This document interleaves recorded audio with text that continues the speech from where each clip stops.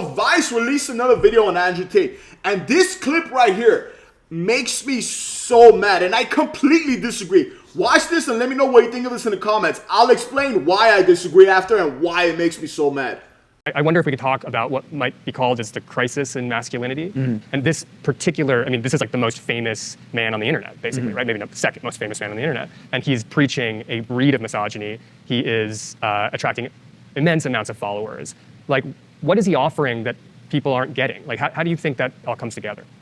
Yeah, I mean, I think the first thing we have to say is that ultimately, the main victims here are women rather than men. You know, in a discussion about Andrew Tate and his extremist views, it's ultimately the women who suffer as a result of this. But of course, you know, it's also right to ask, why is this appealing to so many young men? And I think, as I said before, like, we all as men are constantly insecure about our own masculinity.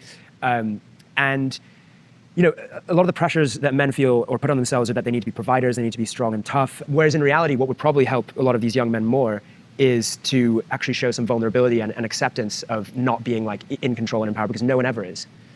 Yeah, it's like, it's not just like, let's go back to the 1950s style misogyny. It's like, let's go back to the 1350s. Yeah, exactly, exactly. It's worrying because, you know, several years ago at the height of the Me Too movement, if you were to say this man is going to become the most famous person in the world overnight, you would never be able to fathom that happening. It appears that we've had a complete regression to, you know, before the Me Too movement, and it seems that you know, there's been the opposite of progress. Start off by saying I completely disagree with these guys, and these guys do not speak for all men. Absolutely not. They speak for themselves, okay? They sit there right now in this clip. They make it seem like people consumed Andrew Tate content because of misogyny. How stupid is that, bro? How stupid is that? I would do anything for the women in my life. Absolutely anything. And the people around me and the people I know would do anything for the women in their lives. But don't sit there and make it seem like men enjoyed Andrew Tate content because of misogyny. You know, when me and my friends sat down and watched Andrew Tate content, you know why we did it? Because it was entertaining. We're car guys. He has cool cars. He has a cool lifestyle. We enjoyed watching people with cool lifestyle. It's motivation. He makes a lot of money. We work hard. We try to make a lot of money. He's funny. Did I say it's entertaining? It's not for misogyny. Yeah, do some people watch it because for other reasons? Maybe. But these guys are the ones labeling him misogynist, right? He's never said he's a misogynist. And all this, like, this whole time before December, late December, when he got arrested, I didn't know anything about these trafficking accusations. And let me start off by saying he's innocent till proven guilty. But before this, I didn't know, most people didn't know anything about these trafficking accusations. He talked about it a few times on a podcast. He said someone was with him, one girl was with him, called the embassy. They came, arrested him, and they let him go because there was nothing there. And they were like, all right, cool, let's go.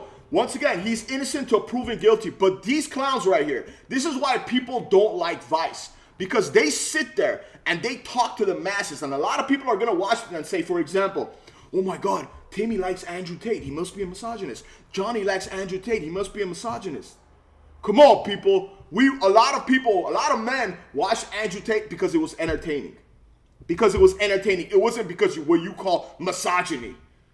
And is there a masculinity crisis? I don't know, maybe. I'm not one of these manosphere guys or whatever that teaches men how to be men. I just try to do the best I can to be a man. But is there a masculinity crisis? I don't know, okay? Should you always be vulnerable? No. Should you sometimes, like, be a little sensitive? Maybe, man, okay? But they're making it seem like, oh, you can't put too much pressure on yourself. You got to play victim. I have a business on my own, okay? I've had a business for 5.5 years.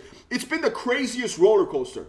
But if I didn't put the pressure on myself, wake up 6 a.m. every day, go to gym, go to work till freaking midnight and repeat every day, my business would have failed, bro. My business would have failed. That's my story. Everyone has a different story. But I hate it when people sit there like this guy and that guy and that guy sit there and make it seem like the reason people watch Andrew Tate is because of misogyny. Clowns, bro. Let me know what you think of this in the comments, and it'll mean the world to me if you like and subscribe. And don't forget to hit the noti. Thank you so much for watching.